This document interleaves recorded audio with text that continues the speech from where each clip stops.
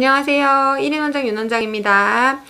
오늘은 좀 공간이 뒤에가 달라졌죠? 저희 공부방에 있는 제 쉬는 교실? 쉬는 방입니다. 쉬는 방에서 잠깐 누워 있다가 영상을 한번 찍어볼까 하고 지금 영상을 좀 켜봤어요.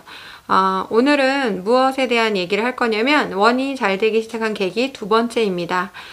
두 번째는 어떤 거였냐면, 이제 아이들이 좀 모이기 시작하면서부터, 그 전에 이제 저희는 이제 과학이기 때문에 뭐 수학이나 영어는 대회라던가 뭐 이런 것들이 실적이 되겠지만, 저희한테 실적은 뭐 학교 내 영재학급이라던가 대학교 영재교육원 이런 거에 붙는 것이 저희한테 실적이 되거든요. 근데 그 전에는 어머님들이 저는 그냥 제 생각에는 평상시에 했던 것을 가지고 그냥 하는 것이 정말 자신의 실력이다 이런 생각을 했었는데 그래서 저는 전혀 시험이나 이런 걸 대비를 봐주질 않았거든요. 근데 어느 순간부터 제가 생각하는 그 고집이 아닐 수도 있겠다라는 생각이 들더라고요. 그래서 대비반을 한번 꾸려봤었거든요. 그래서 그때는 반 구성 테스트를 봤어요. 근데 아이들이 없을 때는 사실은 테스트를 봐서 아이들을 받는다는 게 좀 힘들긴 하지만 인원이 좀 모이면 테스트를 통해서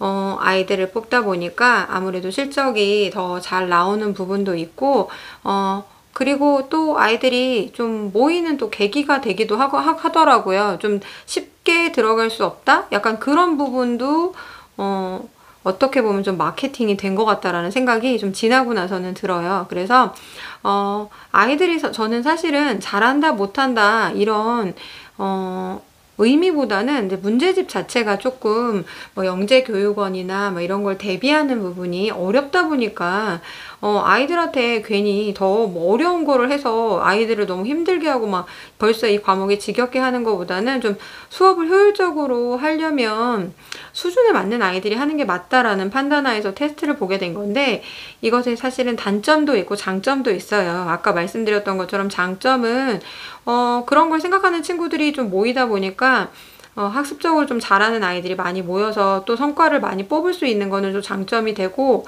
또 수업을 하다 보면 아이들이 수준이 좀 뭉쳐지면 사실은 더 금방 아이들이 기다리는 시간이 없이 같이 토론하고 이야기하면서 더 재미있는 수업을 꾸려갈 수 있다라는 거는 제가 볼 땐 장점이 되는 것 같아요. 근데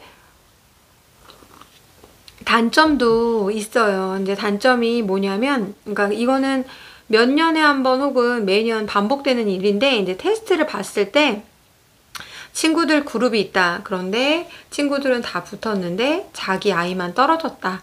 그럴 때는 좀 문제 상황이 생기기도 해요. 그럼 어머님들이 이게 작은 규모의 공부방이다 보니까 선생님한테 말하면 되게 해줄 거야. 이렇게 생각하는 분들이 되게 많아요. 그래가지고 넣어달라. 이렇게 얘기하거든요. 근데 저는 절대 안 넣어줘요. 어머님들한테도 어머님 이거는 테스트를 제가 만약에 그냥 넣어준다라고 하면 테스트를 뭐하러 보겠냐. 한 명을 넣어주는 순간 그 테스트는 아무 의미가 없어지게 된다고 저는 생각하거든요. 그래서 테스트를 넣어주지 않으면 어머님들이 처음에는 선생님 부탁으로 이야기를 하지만 나중에는 굉장히 그만두는 거에 대한 얘기를 해요. 그럴 때마다 사실은 저는 마음이 좀 저도 상하죠. 왜냐면 조금 소모품이 되는 듯한 느낌?